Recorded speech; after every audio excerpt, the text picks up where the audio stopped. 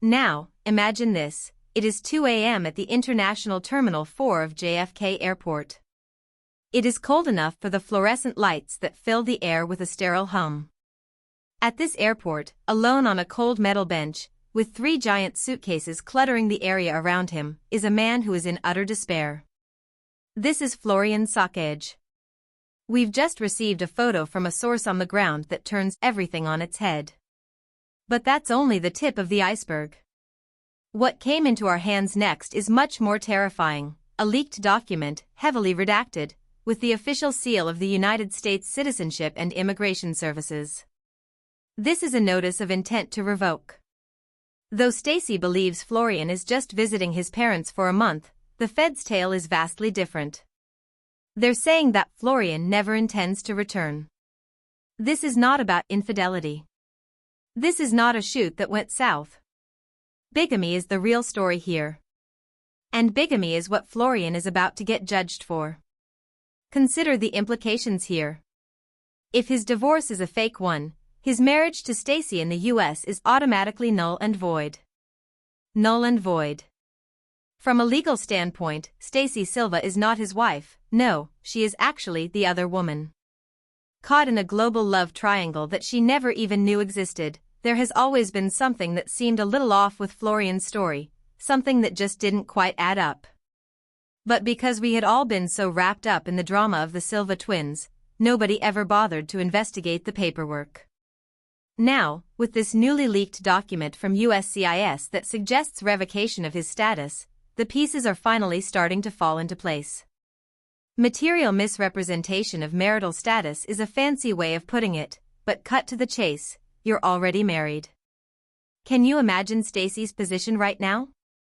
She's probably sitting at home in Connecticut, glancing at wedding photos, thinking that she's sending her husband off for a short trip to see his elderly parents. Unbeknownst to her, the second Florian steps on that plane, his green card will be flagged. If this revocation order holds, once he leaves U.S. soil, he'll be inadmissible to return. And the worst part? He knows it. That image of Florian at the airport, his head in his hands, isn't the look of a man missing his wife, it's the look of someone who realizes the game is up. He isn't sad to be leaving Stacey. He's absolutely devastated that the American dream to which he scammed his way is falling right in front of him. But why now? Why now, after all this time, is the truth coming to light? Well, that's when things start to get really explosive. Prepare yourself for the most salacious bombshell yet to drop. The real wife has come forward.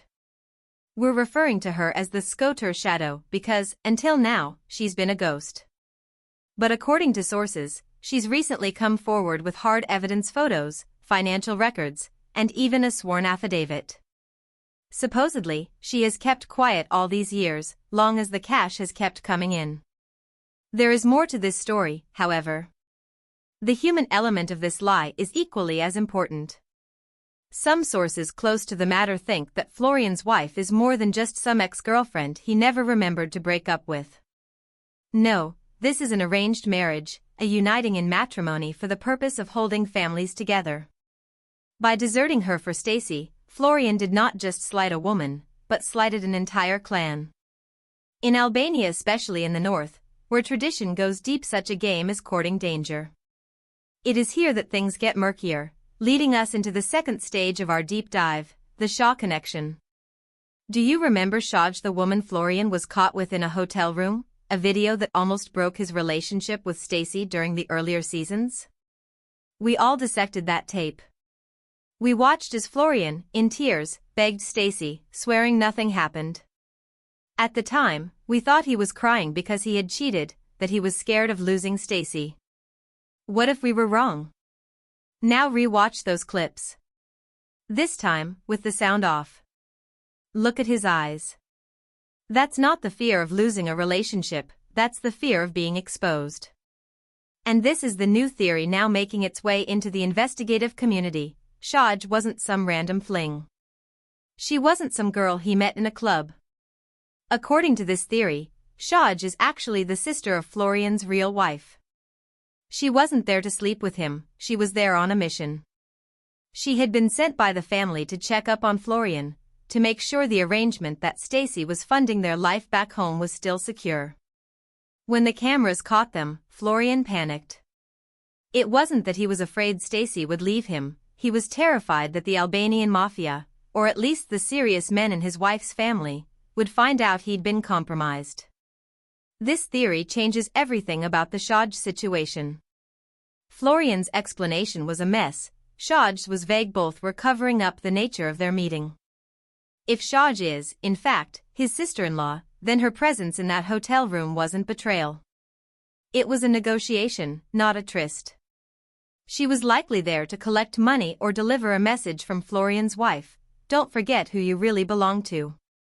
Poor Stacey mistook this to be a regular cheating scandal. Stacey forgave Florian, believing that it was just a moment of weakness. Little did she know, Stacey lay at the center of an extortion scheme involving her husband's immediate family. Let's get into Florian's head for a moment. Always typecast as the quieter, passive partner. Stacey calls the shots. Stacey brings the cash in. Stacey makes the decisions. A lot of people referred to him as a kept man. But what if his silence was more than just submissiveness?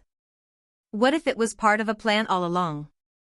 What if his struggles with English weren't about weakness but strategy? Florian's lack of English has always been a bit of a sticking point, but what if the supposed lack of English was all an acte way to avoid some pretty tough questions about his past? If you go back and watch his most recent live streams, you might notice something rather shocking. His English is infinitely better when he is angry or defensive. He plays the poor, confused immigrant quite well, and it's a role that works in his favor. It disarms Stacey, makes her feel like she's in control, like she's protecting this poor, vulnerable partner of hers. But in reality, Florian has been playing her like a chess piece from the very beginning. The fraud here is multidimensional. There is emotional fraud against Stacey, immigration fraud against the US government, and financial fraud against the 90-day Fiance audience that bought into this romance. But perhaps the most victimized person in this entire scheme is the wife back in Albania. Or is she the mastermind? That is the million-dollar question we are trying to answer. Is she a victim, waiting for her husband to return to her arms?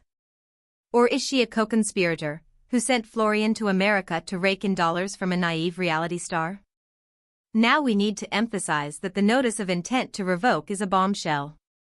According to reports, it cites conflicting statements that Florian has made about his prior marriages. This is now a crucial detail. It means that Florian might have gotten something wrong in his green card interview, which is an arduous thing. They separate the couple, asking questions from the tiniest of details, and under the pressure of a federal agent, often, a timeline cracks. Perhaps Florian got the date wrong of his divorce. Perhaps he could not recall the name of the judge who signed his decree. Alternatively, just maybe the officers pulled up a database and saw that Florian is still listed as married in the Skåre Municipal Registry. If this document is legitimate, then the clock is ticking. Florian now has 30 days to respond or leave. And by the fact that he's sitting at JFK, it would seem he chose leave. But here's the catch: he can't tell Stacey the truth. He can't say, "Honey, I'm being deported because I'm still married to Fatime." So, he spins a lie. A family emergency, a sick parent, an urgent need to deal with property issues back home. The perfect cover. It buys him sympathy. It justifies his sudden departure, and it keeps the door open for him to continue stringing Stacey along from overseas, claiming visa issues are preventing his return while he continues asking for money. Meanwhile, Stacey's no doubt writing her own version. She's probably telling her friends what a good son Florian is, returning to help out the family. She's sticking up for him against Darcey, who's always mistrusted him. And though we've often ridiculed Darcey's intuition, she may be the only one of us who ever saw Florian clearly. Remember how much Darcey loathed the way Florian spoke to Stacey? Darcey didn't just sense disrespect, she sensed contempt. It wasn't disrespecting Stacey, it was the contempt of a man who knew he was scamming the woman he was looking at. The fallout could be legal for Stacey. If she signed Florian's affidavit of support for his K-1 visa, then she is financially responsible for him the next decade, regardless of whether they remain married. But does that contract hold up if the marriage is proven to be void due to bigamy? Stacey may find herself on the hook for thousands and thousands of dollars in legal fees, just to untangle herself from a man that was never really, legally speaking, her husband. She is living a lie, and that lie is about to cost her everything. She isn't just a wife, she's a mark. And the saddest part is, the signs were there from day one. Let's go back to the theory of the corrupt official in Albania. Sources have revealed a certain notary in that region was indicted recently for falsifying more than 200 civil status documents. The news broke in the Albanian press last month, and it is essential. We think U.S. immigration closely monitors foreign legal developments like this. When that notary was arrested, every visa application linked to his stamp would have been flagged for review. That's how they caught Florian. It wasn't Stacey finding a text message. It was some bureaucrat in Washington, D.C., putting together the dots between a crooked notary in the Balkans and some reality TV star in Connecticut. What is tragic here is that Stacey Silva wants love so badly, and thus she overlooks the red flags. But this isn't a red flag, this is a stop sign. This is a cliff. Florian hid an entire life, not just a text message. He hid a spouse, and if our theory about Sukaj being his sister-in-law is correct, he also concealed an entire extended family network that's been watching Stacey's every move for years. Imagine the humiliation Stacey will be feeling when this gets proved true. Every time she put a photo of them kissing, the real wife and her sister were likely laughing and counting the days until the next Western Union transfer would arrive. This leads to the story's climax. We have already figured out the timeline fraud, speculated about who Sukaj was, and verified the deportation imminence. Yet, what would make Florian run at this moment? Why wouldn't he fight back? Why wouldn't he get a lawyer? Because something much darker is happening, right behind their Gucci curtains. Something with money. Something with blackmail. Stacey had started to notice how the bank account was being drained. First, she thought it was for Florian's modeling classes, or maybe his new veneers. But the modeling classes don't drain $5,000 a month in cash withdrawals. The real turning point isn't at the airport scene, but rather what happened within the Silva home just 3 days before that moment. We have reports about a huge fight. The neighbors heard shouting, and police were almost called. This wasn't just a little argument about something, it was over Stacey finding a receipt, a wire transfer receipt. In the next part of our investigation, we'll examine more closely where that money was going. But here's what you need to understand, Florian isn't just a cheater. In this story, he's a hostage to his own lies. He's caught between the American dream he swindled his way into and the Albanian reality that won't let him go. He's running out of time, running out of lies, and most dangerously, he's running out of Stacey's money. Now the real wife has appeared, and she can prove it. Unlike Stacey, she does not want to be famous, she wants what is due to her. The web of lies is so intricately built up that even Florian probably can't remember anymore. That is why he looks so exhausted in that picture taken at the airport. He's tired of this charade.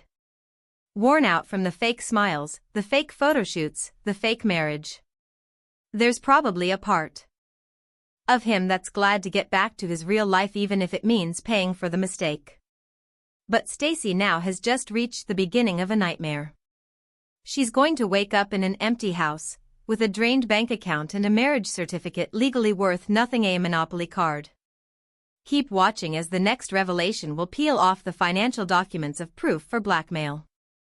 We will now break it down into how the family charity was a disguise for spousal support payments cleverly. The amount will amaze you.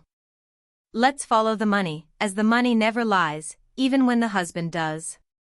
We have information from a source close to the financial management team of the Silva family that suggests irregularities were made as far back as 18 months ago. Stacey, we understand, has always been generous. She pays for their lifestyle, their trips, clothes, and apartment. But these expenses we are seeing just don't fit the profile of some kept man buying designer sneakers. We're talking about systematic, recurring wire transfers labeled as professional development. For months, Florian has allegedly claimed he needed thousands of dollars for modeling classes, portfolio development, and networking fees in New York City. Stacey, ever the supportive partner, signed the checks, wanting to believe Florian was building a future for them. But think about it, have we seen a single high-end modeling campaign? Has Florian been featured on a billboard in Times Square? Has he walked in New York Fashion Week for a major brand? No. All we've seen are blurry Instagram photos taken on a phone. So where did the estimated $50,000 go? Our investigation into the Score connection would suggest that the money was not, as Florian had claimed, being funneled to his parents for home repairs. It is theorized that this money was directly set to the real wife in Albania. The real wife is demanding spousal support. This is the blackmail phase of the operation. The theory goes, the wife in Albania was tired of waiting, watching Stacey and Florian strive on TV, running expensive cars and living it up. It was time to collect her share. She probably reached Florian with some kind of ultimatum, pay me, or else I'll go to the US Embassy in Tana and show them our marriage certificate. Florian was stuck. He couldn't be honest with Stacey that he had to send money to support his wife, so he fabricated the expenses for his fictional modeling career. Every time the wife in Albania threatened to spill the beans, Florian needed headshots or an agent retainer fee. Stacey, unwittingly, was financing her husband's actual wife through him. It is a level of deception so elaborate, it almost feels Shakespearean in its tragic complexity. Stacey was funding the silence that kept her own marriage alive. Which brings us to the plot twist that happened just last week. The timeline here is significant. 10 days ago, the couple's social media went silent. Normally, Stacey and Florian run a very tight content calendar, posting couple selfies, stories, and sponsored content daily. They are, after all, a brand. Silence is bad for business. But for 10 days straight? Nothing. Why? Because Stacey found the receipts. The insider theory suggests Stacey found a wire transfer app left open on either the shared iPad or perhaps the old phone Florian had left out. She saw who the money recipient was. It wasn't a modeling agency. It wasn't a photographer. It was a woman's name, one that matched the surname of a cousin Florian had named many years ago. When Stacey Googled the name, she found no business. What she most likely found was a Facebook profile, one filled with photos of a woman in Scott, standing next to Florian, with dates that predated his arrival in America. And maybe, just maybe, even more damning were photos of that woman holding a child who bore an uncanny resemblance to Florian. That was the explosion. That was the fight the neighbors heard. This wasn't about dirty dishes or petty arguments. It was the moment Stacey's reality exploded. She realized that she was not only getting financially screwed, but she was being defrauded in every meaning of the word. This changes everything in the legal battle. Stacey isn't consulting divorce lawyers anymore. Divorce implies that a valid marriage ended. Stacey is reportedly talking to annulment lawyers these days. That means she wants a declaration of nullity.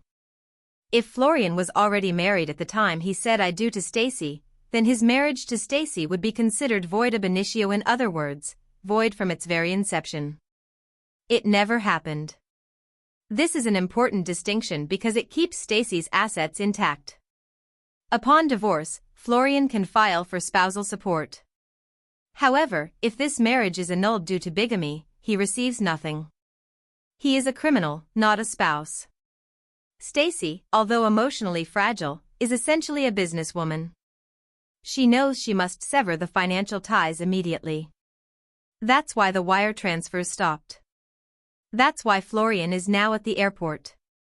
The money dried up, and with the money gone, it is probable that the wife in Albania issued the ultimatum through an intermediary: come home now, or I release the proof to the tabloids. Florian opted to run. He's running from the consequences of possible criminal charges against him. In case Florian remains in the United States and bigamy can be proved, he will go to jail pending deportation on visa fraud charges. If he goes on his own volition, he will not wear handcuffs, but that seals his legal fate. From Albania, Florian can make claims that he is the victim of a misunderstanding and attempt to spin this story. But the minute he boards that plane, he gives up his green card processing. He abandons the status for good. We have to revisit this Sukaj connection because it's what ties this whole conspiracy.